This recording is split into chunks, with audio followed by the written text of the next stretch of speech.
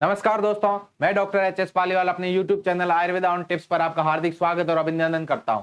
आज हम सुश्रुत सूत्र 17 के आम पक्व ऐष्णी अध्याय के बारे में पढ़ने वाले हैं। इस अध्याय के अंदर हम व्रणशोभ की अवस्थाओं के बारे में, आम शोभ, पश्चिमान व्रणशोभ और पक्व व्रणशोभ के बारे में पढ़ने वाले हैं। तस्कवृत्ति के बारे में, स्वपच के जो रेफरेंस है उसके बारे में भी हम पढ़ने वाले हैं और जो व्रणशोभ के जो उपक्रम है, सप्त उपक्रम, उसके बारे में पढ़ने वाले हैं। तो आइए शुरू करते हैं सुश्रुत सूत्र 17। सबसे पहले जो शोभ की परिभाषा बताइए, वो हमारे आचार्य सुश्रुत क्या बोलते हैं कि जो शोभ है वो क्या है कि जो जैसे हम ग्रंथि में पढ़ेंगे, आगे विद्रधि में पढ़ेंगे, ग्रंथि और विद्रधि की तरह ही एक प्रकार का क्या होता है कि उच्छेद लिया हुआ होता है, लेकिन ये क्या होता है, एक देश सम्मुत होता है। इसकी पहचान क्या होती है, एक देश सम्मुत होता है, और जो एक देश सम्मुत होगा वो क्या होता है, शोभ होता है। सीसीआरएस के अंतर्गत अभी एक क्वेश्चन आया था कि उसमें लाइन था, 13वीं लक्षण प्रथुग्रथित सम विषम व त्वंग मास संस्थाई दोष संगात शरीर एक देशो स्थित शोभ इत्युच्यते। आपको लाइन मिला था कि 13वीं लक्षण प्रथुग्रथित सम विषम, सम और विषम व त्वंग मास स्थाई, ये लक्षण किसके संदर्भ में, या लाइन किसके संदर्भ में है, तो ये लाइन किसकी है कि शोभ के अंदर है। ये सीसीआरएस रिसर्च ऑफिसर के अंदर क्वेश्चन देखने को मिला था 2023 के अंदर। ठीक है, तो हमें ध्यान रखना है 13वीं लक्षण प्रथुग्रथित, यानी कि ग्रंथि, विद्रधि, अलजी आदि लक्षणों के समान उत्सेद लिया हुआ प्रथुग्रथित, लेकिन सम और विषम, उनसे थोड़ा सा विषम, त्वचा और मांस का आश्रय लेकर और एक देश से जो उत्पन्न होता है वो क्या कहलाता है कि शोभ कहलाता है। हम बात करते हैं शोभ के भेद की, तो आचार्य सुश्रुत ने शोभ के 6 भेद किए, शोभ के 6 भेद किए आचार्य सुश्रुत ने। इंपॉर्टेंट है, ठीक है, आचार्य सुश्रुत ने शोभ के कितने भेद किए, 6 भेद किए। और इससे भी इंपॉर्टेंट क्या है कि आचार्य सुश्रुत ने शोभ का शोणित और आगंतुज दोनों भेद माने हैं। क्या माना है, शोणित और आगंतुज। आप लिख लीजिए कि आचार्य सुश्रुत ने शोध का रक्तज व आगंतुज दोनों भेद माने हैं। रक्तज भेद भी माना है और आगंतुज भेद भी माना है। इंपॉर्टेंट है, आपको ऑप्शन में रक्तज और आगंतुज दोनों मिलेंगे, तो आपको दोनों टिक करना है आचार्य सुश्रुत के अनुसार। ठीक है, अब हम बात करते हैं व्रणशोभ की अवस्थाओं की। तो व्रणशोभ की कितनी अवस्थाएं, तो हम बात करेंगे 3 अवस्थाएं। कौन सी अवस्था, आम अवस्था, पश्चिमान अवस्था और पक्व अवस्था। और आचार्य सुश्रुत ने कहा है कि जो इन 3 वर्ण अवस्थाओं को जानता है वो क्या होता है, वही वैद्य होता है, और जो इन 3 अवस्थाओं की जानकारी नहीं रखता है वो क्या कहलाता है, तस्करवर्ती कहलाता है। और तस्करवर्ती का रेफरेंस हमने सुश्रुत सूत्र 4 के अंदर भी पढ़ा था। तो आइए शुरू करते हैं कि जो आम शोभ है वो आम शोभ कैसा होगा। देखिए ये जो लक्षण है वो किसके लक्षण है, आम शोभ के। आम शोभ तत्र मंद उष्मता, उसमें उष्मा कैसी होगी, मंद होगी, यानी कि उसमें स्वेलिंग क्या होगा, कम होगा। जब भी हमारे यहाँ पर या हमें कभी भी कोई चोट लगती है या फिर कोई एब्सिस डेवलप होनी स्टार्ट होती है, तो उसकी सबसे पहली स्टेज होती है आम अवस्था। और आम अवस्था हम देखते हैं कि उसमें क्या होगा कि वो जो वर्ण होगा ना वो त्वचा के वर्ण के समान रहेगा, लेकिन उसमें क्या होगा, उष्मता, उसका टेम्परेचर थोड़ा क्या रहेगा, बढ़ा हुआ मिलेगा। यानी वो अवस्था कौन सी होगी, आम अवस्था। और इस अवस्था में हमें उसका क्या करना होता है, हमें उसका छेदन नहीं करना होता है। अगर आपने छेदन किया तो क्या कॉम्प्लिकेशन देखने को मिलते हैं, वो हम आगे पढ़ते हैं। तो क्या मिलता है, मंद उष्मता, यानी कि उसका टेम्परेचर क्या होगा, हल्का सा राइज मिलेगा हमें। त्वक सवर्णता, त्वचा के समान वर्ण का मिलेगा वो। ठीक है, शीत शोभता, और जो शोभ होगा वो कैसा होगा, शीत शोभता होगा। और स्थैर्यम, क्या मिलेगा, स्थैर्यम। मंद उष्मता यानी कि टेम्परेचर आपको राइज मिलेगा ही मिलेगा। आप बोलते हैं सर शीत शोभता का मतलब टेम्परेचर, नहीं, शीत शोभता का मतलब होगा जो शोभ होगा वो ज्यादा उभरा हुआ नहीं होगा। ठीक है, अब बात करते हैं मंद वेदनता अल्प शोभता, और उसमें क्या होगी, मंद वेदना होगी। तो ये लक्षण जिसके अंदर मिलते हैं वो कौन सा शोभ होगा कि आम शोभ। और इस अवस्था के अंदर हमें इसका पाचन करना होता है या उपना आदि का प्रयोग करके हमें इसको डिसोल्व करना होता है, ना कि इसका इंसिजन देकर इसको निकालना होता है। ठीक है, अब हम बात करते हैं नेक्स्ट पश्चिमान शोभ की। ये जो लक्षण है वो पश्चिमान शोभ के अंदर है। सबसे ज्यादा जो वेदना होती है वो कौन से शोभ में होती है, पश्चिमान अवस्था में होती है। ठीक है, और पेशेंट हमारे पास में इस अवस्था में आता है, और अगर हमें इस अवस्था की पहचान नहीं होगी तो हम क्या कर लेंगे, तो हम इसका युक्ति युक्त प्रयोग अगर हमने नहीं किया तो हम क्या करेंगे, उसमें इंसिजन ड्रेनेज शुरू कर देंगे, जबकि हमें ऐसा नहीं करना। देखिए पश्चिमान जो शोभ है उसके क्या लक्षण है, सूची भीरी निस्तुज्यते। इंपॉर्टेंट है, ध्यान रखना, कई बार एग्जाम में क्वेश्चन आते हैं। सूची बीरियो यानी कि उसमें सुई से चुभोने के समान क्या मिलेगी कि वेदना होगी। और क्या मिलेगा इसके अंतर्गत, दस्यत्यु पिपलिका भी, जैसे शरीर के अंदर चींटियां चलती है वैसे इसके अंतर्गत अनुभूति होगी चींटियों के चलने के समान। और क्या होगा, डंडे से पीटने के समान वेदनाएं उत्पन्न होगी, जैसे बिच्छू ने काटा है इस प्रकार उसको वेदना और जलन की उत्पत्ति होगी और वो एक स्थान पर ना बैठ पाएगा ना सो पाएगा। और क्या मिलता है, आदमात बस्तीरियो वातष्ट, जैसे जल से भरे हुए घड़े के समान शोक की उत्पत्ति मिलती है। तो ये जिस लक्षण ये जिसके अंदर मिलते हैं वो कौन सा लक्षण होगा, पच्चपान लिंग। मैंने पहले ही बताया था कि सर्वाधिक वेदना जो होती है वो इसी अवस्था में होती है। देखिए सूची भीरियो निस्तुत्यते इंपॉर्टेंट है, दस्यत्यु पिपलिका भी, पिपलिका के समान उसको चलने या रेंगने के समान अनुभूति होगी। छिद्यत्यु शस्त्रेण और भिद्यत्यु शक्ति भी, शस्त्र के समान काटने के समान भेदन के समान उसको क्या होगी कि पीड़ा होगी। और क्या होगा, ताड़यत्यु दंडे, जैसे कोई डंडे से मार रहा हो पीट रहा हो इस तरीके की क्या मिलेगी उसको वेदना मिलती है। और इंपॉर्टेंट है घटियत युच अंगुलिया दह्यते पच्यते युच अग्नि क्षाराभ्या, जैसे उसको अग्नि या क्षार के से क्या किया जाए जलाया जा रहा हो इस तरीके की उसको वेदना और जलन की अनुभूति होगी। कोस चोस परिदाह भवंती, इंपॉर्टेंट है वृश्चिक विद ईवचे, बिच्छू के काटने के समान वेदना होगी। और क्या होगा, स्थान आसन शयनेषु न शांति मोपेति, वो एक जगह पर ना बैठ सकता है न रुक सकता है न सो सकता है, इस प्रकार की उसको क्या होगी वेदना की उत्पत्ति होगी। आदमात बस्तीरियु वातश्च शोपो भवति, इंपॉर्टेंट है कई बार एग्जाम में क्वेश्चन पूछा जाता है कि आदमात बस्तीरियु वातश्च शोपो भवति किस शोप का लक्षण है, तो हम किसकी बात कर रहे हैं, पच्यमान शोप की बात कर रहे हैं। जल से भरे हुए मटके के समान जिस तरीके से उभरा हुआ रहता है वैसा क्या रहता है शोप की उत्पत्ति रहेगी। लेकिन ये पूरा पका हुआ नहीं है, यहाँ पर हमें आईएनडी नहीं करनी है, ठीक है। त्वग व्यवण्य, त्वचा का जो कलर है वो क्या हो जाता है विवर्ण हो जाता है। त्वग सवर्णता हमने कहाँ पढ़ा था, त्वग सवर्णता हमने आम शोप में पढ़ा था। त्वग व्यवण्य हम कहाँ पढ़ रहे हैं, पच्यमान शोप के अंदर पढ़ रहे हैं। और त्वग परिपूटन हम कहाँ पढ़ेंगे, त्वग परिपूटन हम पक्व शोप में पढ़ेंगे।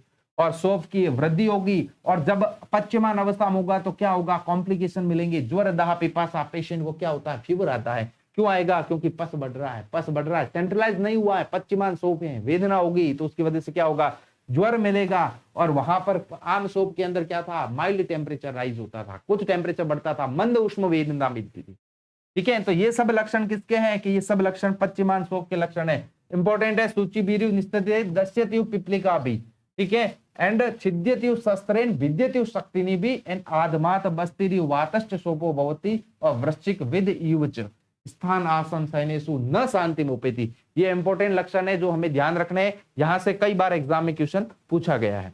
अब हम बात करते हैं नेक्स्ट पक्व वर्ण शोप की। या पक्व वर्ण शोप में क्या लक्षण देखने को मिलते हैं, देखिए अब पक्व हो गया है तो यहाँ पर क्या होगा, कुछ वेदना की तो क्या होगी शांति हो जाएगी, यानी क्योंकि सबसे ज्यादा वेदना कहाँ मिलेगी, वो मिलेगी पच्यमान में। अब वेदना की शांति होगी, अब देखिए वेदना उपशांति, वेदना की शांति हो गई, यानी कि लक्षणों में क्या हो गई लघुता आ गई। और कैसा मिलता है पांडुता, यहाँ पर आपने क्या किया प्रोसीजर कर दिया तो क्या मिला पांडुता, एक तरीके से क्या हुआ है जब पस पूरा बाहर निकल गया और हेल्दी ग्रेनुलेशन टिश्यू के फॉर्म में मिलता है तो ये उसकी ग्रेनुलेशन की फर्स्ट स्टेज होती है, पांडुता उसका कलर मिलता है। अल्प शोभता, शोभ कैसा हो गया अल्प हो गया है। वल्ली प्रादुर्भाव, वल्ली प्रादुर्भाव का मतलब क्या कि जो आदमात बस्तीरियु वातश्च शोभ था, मटके के समान फूला हुआ शोभ था, वहां से जब पस निकल गया है तो वहां पर क्या होगा रिंकल्स डेवलप हो जाएंगे, वल्ली प्रादुर्भाव हो जाएगा। और क्या होगा त्वक परिपूटन, त्वक परिपूटन होगा ना, क्योंकि अब वहां पे क्या होगा त्वचा परिपूट संकुचित होनी स्टार्ट हो जाती है, क्या होगी संकुचित होनी शुरू हो जाती है। इंपॉर्टेंट है, वेरी वेरी इंपॉर्टेंट है, क्या है कि निम्न दर्शनम अंगुलियम औपीड़िते प्रयुतनम बस तावे ओदक शरणम पूयस्य। आप उसको दबाओगे तो वो दब जाएगा, अंगुली से दबाने पर वो दब जाएगा, ठीक है। जैसे आप हटाओगे तो वो, यानी कि पिटिंग इडिमा देखने को मिलेगी। और सबसे इंपॉर्टेंट है बस तावी ओदक संचरणम पूयस्य। एक बार बीएचयू में क्वेश्चन पूछा गया था कि जल संचरण गति किसमें मिलती है, बीएचयू के एग्जाम के अंदर जल संचरण गति, जल संचरण गति की बात करें या फ्लक्चुएशन टेस्ट की बात करें मॉडर्न के हिसाब से, कौन सा टेस्ट, क्या फ्लक्चुएशन टेस्ट, फ्लक्चुएशन टेस्ट की बात करें तो किसके अंदर मिलते हैं कि पक्व अवस्था में मिलती है। कहां मिलती है कि पक्व व्रण शोफ में मिलती है, पक्व व्रण शोफ की अवस्था है। इंपॉर्टेंट है, ध्यान रखना है। बस तावी ओदक शरणम पूयस्य किसका लक्षण है कि पक्व व्रण शोफ का लक्षण है, फ्लक्चुएशन टेस्ट मिलता है इसके अंतर्गत, ठीक है। और क्या मिलता है इसके अंतर्गत, मुहुर्मुस्त होता, कभी कभी उसको क्या होता है, पेन होता है। और हम बात करते हैं कंडूरूनता, जब पेशेंट धीरे धीरे ठीक होने स्टार्ट होता है तो उसको क्या होती है कि मीठी मीठी खुजली स्टार्ट होती है। पेशेंट बोलता है थोड़ा खुजली हो रहा है, मतलब पेशेंट क्या होता है, ग्रेनुलेशन स्टार्ट हो रहा है, और वहां पर क्या मिलती है, कंडू मिलती है। और हम बात करते हैं व्याधेर उपद्रव शांति और भक्त अभिकांक्षा, उसको खाने की इच्छा होती है। ये सब लक्षण किसमें मिलते हैं, पक्व अवस्था के अंदर। जो वैद्य इन तीनों अवस्थाओं को जानता है वो वैद्य क्या होता है, वही वैद्य होता है, नहीं तो क्या कहलाता है, वो तस्कर कहलाता है। और हमें पक्वों के लक्षण ध्यान रखने हैं कि कब हमें आईएनडी का प्रोसीजर करना है। ठीक है, तो आपको इसको समझने की जरूरत है, रटने की जरूरत नहीं है। अगर आपने समझा तो आप निश्चित रूप से इसके अंतर्गत आप कभी क्वेश्चन गलत नहीं करोगे। और अगर आपसे पूछा जाए फ्लक्चुएशन टेस्ट या जल संचरण गति कहाँ मिलती है, तो आप कहाँ कौन से व्रणशोफ में बोलोगे कि पक्व व्रणशोफ की अवस्था में मिलती है। अब आचार्य बोलते हैं कि कुछ वैद्य क्या होते हैं, कि कुछ वैद्य मुंह को प्राप्त होते हैं। मुंह को प्राप्त होने का मतलब क्या हो जाता है कि उनको डाउट होता है कि जो पक्व व्रण की अवस्थाओं को पहचानते नहीं है वो क्या करते हैं कि उसकी उपेक्षा कर देते हैं। उपेक्षा मतलब पक्व व्रण में क्या करना है, हमें आईएनडी करना है, और उनको वो लक्षण समझ में नहीं आते तो उसकी वो क्या करते हैं, उपेक्षा करते हैं। कब होता है ऐसा, जब जो दोष है, जो पुण्य है, वो कहां चला जाता है, गंभीर धातुओं में चला जाता है। तो अगर ऐसी स्थिति होती है तो क्या लक्षण उत्पन्न होते हैं, देखते हैं। आचार्य बोलते कफजेसु तु रोगेसु, कफज जो रोग होता है, कफज जो प्रकृति के होते हैं या जो कफज रोगों के अंदर जो पुण्य होता है वो गंभीर धातुओं में चला जाता है। गंभीर धातुओं में जाता है तो क्या होता था, केचिदु समस्तम अपक्व लक्षणम, अपक्व लक्षणम, वो पक्व लक्षण की क्या होती है, उनको पक्व लक्षण दिखाई नहीं देते हैं, तो वो उनके पहचान नहीं कर पाते हैं। तो उसकी वजह से क्या हो सकता है कि उसकी वजह से कई प्रकार के लक्षण मिलते हैं। और उनको क्या लक्षण होते हैं, त्वक सवर्णता। वो सोचते हैं कि त्वक सवर्णता मिला है, यानी कि किसका लक्षण मिला है, आम शोभ का मिला है। शीत शोभता मिला है, यानी कि किसका लक्षण मिला है, आम शोभ का मिला है। स्थैर्यम किसका लक्षण है कि आम शोभ का है। अल्प रुजा किसका लक्षण है कि आम शोभ है। लेकिन इंपॉर्टेंट क्या है, अस्मवच घनता चे, अस्मवच घनता मतलब पत्थर के समान क्या रहता है, वो उसमें घनता उत्पन्न होती है। तो ये लक्षण किसका है कि कफज गंभीर धातुगत जो व्रणशोभ है उसका लक्षण है। क्योंकि आचार्य वैद्य ये सोचता है कि लक्षण सारे क्या है, आम शोभ के हैं, लेकिन वो कब होंगे, जब पक्व व्रणशोभ गंभीर धातुओं में चला जाता है तो उसमें भी लक्षण कैसे मिलते हैं, ऐसे मिलते हैं। इसलिए क्या होता है कि जो वैद्य होता है वो मुंह को प्राप्त हो जाता है, उसको डाउट हो जाता है और वो भ्रम की उत्पत्ति हो जाती है और वो उसकी संपूर्ण चिकित्सा नहीं करता है। इंपॉर्टेंट क्या है, अस्मवत घनता चे, अस्मवत घनता मिलते ही क्या हो गया, यानी कि उसको क्या मिलती है, टेंडरनेस मिल जाती है, इसको स्टोनी हार्ड पार्ट मिलता है। इसका मतलब क्या हो गया, पेशेंट के पक्व लक्षण स्टार्ट हो गए। अब बात करते हैं तस्करवर्ती की। हमने इसके रेफरेंस की पहले भी बात की थी। इसका रेफरेंस दो जगह मिलता है, एक जगह हम पहले पढ़ चुके हैं शुश्रूषूत्र 4 के अंदर, और आज हम फिर इसके बारे में पढ़ने वाले हैं शुश्रूषूत्र 17 के अंदर। ठीक है, क्या है, आचार्य बोलते हैं जो वैद्य आम पच्यमान और पक्व अवस्था को नहीं जानता है वो क्या कहलाता है कि तस्कर कहलाता है। अब हम बात करते हैं, आचार्य सुश्रुत बोलते हैं कि जो व्रणशोभ की जो अवस्थाएं हैं उसमें तीनों दोष का इन्वॉल्वमेंट रहता है। आपने देखा होगा कि जो वेदना है, हम जानते हैं कि वेदना वात के दोष के दूषित होने से ही होती है, वात के बगैर वेदना नहीं होती। पाक जो होता है वो पित्त के साथ होता है, पित्त के बगैर पाक नहीं होता है। और जो पुय निर्माण होता है वो कफ दोष के इन्वॉल्व होने से होता है। तो यानी कि कालांतर में क्या होता है कि तीनों दोषों का इन्वॉल्वमेंट होता है, त्रिदोष का इन्वॉल्वमेंट होता है व्रणशोभ में, त्रिदोष का संयोग होता है। ठीक है, वात आदरते नास्ति रुजा न पाकः पित्त आदरते और नास्तिस्त कफाश्च पुय। वात के बगैर रुजा नहीं, पाक पित्त के बगैर पाक नहीं और कफ के बगैर पुय नहीं। इसका रेफरेंस पूछा जाता है, इसका रेफरेंस क्या है कि शुश्रूषूत्र 17। इंपॉर्टेंट है, ध्यान रखना। ठीक है, कोई भी व्रणशोभ होगा उसमें ये तीनों अवस्थाएं देखने को मिलेगी, इसलिए हमें जो चिकित्सा करनी होगी वो त्रिदोष के आधार पर करनी पड़ेगी। अब हम बात करते हैं कि आचार्य सुश्रुत बोलते हैं कि जिस वैद्य को इनका ज्ञान नहीं, जो तस्कर कहलाता है, अगर उन्होंने आम अवस्था भी आया, पेशेंट आया कि बोले ठीक है पेशेंट आया मेरे क्लिनिक पे और मुझे इसका क्या कर देना चाहिए, क्या आईएनडी कर लेना चाहिए, अगर उसने छेदन लगा लिया, इंसिजन दे दिया, भेदन कर दिया, तो क्या होगा, वो क्या होगा, फैला हुआ रहता है। तो वहां पर क्या होगा, मांस शिरा स्नायु आदि जो वेसल्स हैं उसके रैप्चर होने के, कटने के चांस रहते हैं और धीरे धीरे अंदर की तरफ में जाता है तो एक विद्रदी की उत्पन्न होती है, जिस विद्रदी को क्या बोला जाता है, क्षतज विद्रदी। इंपॉर्टेंट है, वेरी वेरी इंपॉर्टेंट। आचार्य सुश्रुत बोलते हैं कि अगर आम अवस्था में अगर आपने छेदन किया, आम अवस्था में छेदन किया तो किस उपद्रव की उत्पत्ति हुई, छेदन करने पर छेदन करने पर उपद्रव कौन सा, तो हम बात करते हैं क्षतज विद्रदी की। इंपॉर्टेंट है, इसकी क्षतज विद्रदी की उत्पत्ति होगी। आपको ऑप्शन क्षतज विद्रदी के साथ में क्षतज विसर्ग भी मिलेगा, लेकिन आप मुझे ये बताइए कि आम शोभ से तो विद्रदी डेवलप होगी ना, विसर्ग थोड़ी डेवलप होगा, तो उपद्रव भी क्या होगा, विद्रदी होगी ना। कंफ्यूज होना ही नहीं, क्षतज विद्रदी की उत्पत्ति होगी। क्यों होगी, क्योंकि मांस शिरा स्नायु संधि आदि का क्या होगा, अति मात्रा में क्या होगा, व्यापन हो जाएगा, कटेगी, अस्त व्यस्त होगी, तो शोणित की अति प्रवृत्ति होगी और वेदना प्रादुर्भाव होकर अनेक उपद्रव के दर्शन होंगे, जिसमें एक मुख्यतः उपद्रव होगा वो कौन सा होगा, कि क्षतज विद्रदी होगी। आचार्य बोलते हैं कि जिसको पक्व और अपक्व का ज्ञान नहीं कि क्या पक्व अवस्था उसकी आ चुकी है, अगर ऐसे कि अगर पक्व व्रण शोभ की उपेक्षा कर देता है वो, तो क्या करेगा कि जो वो पूय है, वो जो दोष है, वो क्या करेगा, नीचे की तरफ में गंभीर धातुओं में जाएगा और वहां पर क्या बना लेता है, नाड़ी यानी कि साइनस फॉर्मेशन कर लेता है। क्या बना लेगा, साइनस बना लेता है। क्या बनाता है, साइनस बना लेता है। और साइनस और फिस्टुला में क्या अंतर होता है कि साइनस जो होता है उसमें सिंगल सरफेस इन्वॉल्व होती है और फिस्टुला में दो एबनॉर्मल सरफेस इन्वॉल्व होती है। ठीक है, ये इसका मोस्ट इंपोर्टेंट डिफरेंशिएशन होता है कि साइनस किसे कहेंगे और फिस्टुला किसे।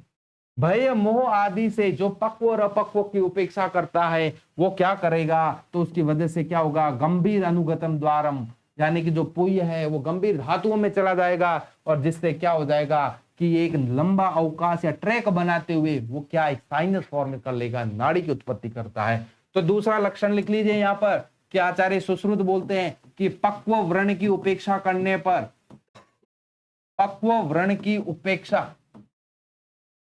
करने पर कौन सा उपद्रव उत्पन्न होगा, कि नाड़ी व्रण की उत्पत्ति होगी। किसकी, कि नाड़ी व्रण की उत्पत्ति। इंपॉर्टेंट है, ध्यान रखना है। ठीक है, और नाड़ी व्रण की साध्य असाध्यता की बात करें तो कैसा होगा, कृच्छ असाध्य, कृच्छ साध्य और असाध्य होगा। क्या होगा, कृच्छ साध्य और असाध्य होगा। तो अगर मैं इधर ही बात करूं कि कृच्छ साध्य और असाध्य कौन कौन होते हैं, तो एक तो आपने बोला है कि सर नाड़ी व्रण होता है, और एक मैं बता देता हूं कि लूता विष के प्रकार होते ना, 16 प्रकार होते हैं लूता विष के, जो हम सुश्रुत के कल्प स्थान में पढ़ेंगे। ये दोनों क्या होते हैं, कृच्छ साध्य होते हैं। और नाड़ी व्रण ऑप्शन में नहीं मिले तो क्या होगा, कि पक्व व्रण होगा। क्या होगा, पक्व व्रण होगा। ठीक है, तो ये भी हमें ध्यान रखना है। अब हम बात करते हैं कि आचार्य बोलते हैं स्वपच क्या, स्वपच का रेफरेंस, स्वपच का भी रेफरेंस हमें ध्यान रखना है। स्वपच का रेफरेंस क्या, कि स्वपच का रेफरेंस ध्यान रखने के लिए सुश्रुत सूत्र 17 पढ़ना पड़ेगा आपको।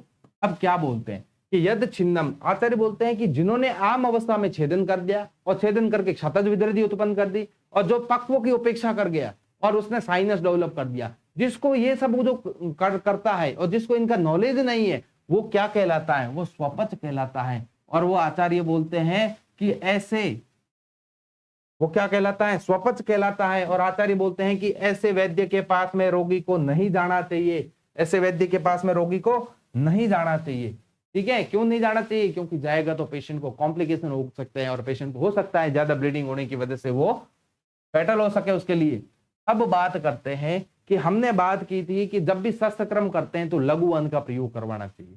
तो लघु अन्न का प्रयोग क्यों करवाया जाता है, देखिए, प्राक शस्त्र कर्मश्चेष्टम भोजेद आतुरम बेशक मध्यपम पायेन मध्यम, एक तो भोजन का प्रयोग और एक मध्य का प्रयोग। भोजन का प्रयोग क्यों, सबसे पहले क्वेश्चन लिख लीजिए कि अगर आपसे पूछा जाए कि शल्य कर्म से पहले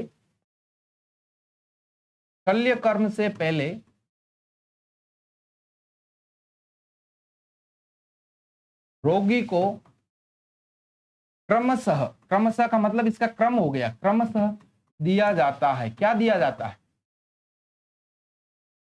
साथ में आंसर लिख लीजिए कि पहले दिया जाता है लघु अन्न। क्या दिया जाता है, लघु अन्न या लघु भोजन, और दूसरा दिया जाता है मध्य। पहले क्या दिया जाएगा, लघु अन्न दिया जाएगा। क्यों दिया जाएगा, क्योंकि लघु अन्न का प्रयोग करने से पेशेंट के जब भी हम सर्जरी करते हैं तो उसको मूर्छा की उत्पत्ति नहीं होगी। क्या होगा, मूर्छा नहीं आएगी, मूर्छा की उत्पत्ति नहीं होगी। और मध्य का पान क्यों, क्योंकि मध्य का पान करवाने से जो हम शस्त्रक्रम करते हैं उससे जो वेदना होती है, उस वेदना का क्या होता है, उसको अनुभव नहीं होता है, वेदना का ज्ञान नहीं होता है। तो इसके लिए क्या करवाया जाता है, कि मद्य का पान करवाया जाता है। तो इंपॉर्टेंट क्वेश्चन है, ध्यान रखना, एग्जाम में कई बार पूछा जाता है। क्रमशः पहले लघु अन्न फिर मद्य। तो लोग क्या करवाना चाहिए आतुर को? भोजन का प्रयोग और मद्य का प्रयोग करवाना चाहिए, जिससे क्या होता है वो तीक्ष्ण वेदना को सह सकता है, और भोजन से क्या होता है कि उसको मूर्छा नहीं आती। क्या नहीं आती है? ये मूर्छा नहीं आती है। न मूर्छति अत्य अन्न संयोगात मत शस्त्रम न बुध्यति। ठीक है। अब इंपॉर्टेंट है प्राणों। हमारे शरीर का जो बाह्य प्राण और अभ्यंतर प्राण है वो क्या है? वो अन्न है। क्या है? अन्न है। बाह्य प्राणो आभ्यंतरो नृणाम बाह्य प्राण गुणावितम।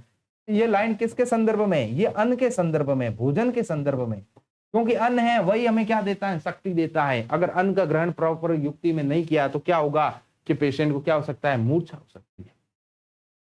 अब हम बात करते हैं कि आचार्य सुश्रुत बोलते हैं कि अगर आपने इन लक्षणों का ज्ञान नहीं है, और जो आपने अभी लक्षण पढ़े हैं, ये अगर इन लक्षणों का वैद्य को ज्ञान नहीं है, तो वो जो पूय है, वो पूय संपूर्ण जो उसके आसपास में जो महाशिरा स्नायुगत है उनका उसी तरीके से नाश करता है। जैसे एक जो भूसे के अंदर, अगर एक कमरे के अंदर भूसा बंद है और उसके अंदर अगर हम अग्नि लगा लेते हैं तो जिस तरीके से वो उसका नाश करता है, वैसे ही अगर युक्त प्रयोग से अगर हमने पूय का बाहर नहीं निकाला तो वो उसके आसपास की गंभीर धातु और मांस आदि शिराओं का नाश कर देता है।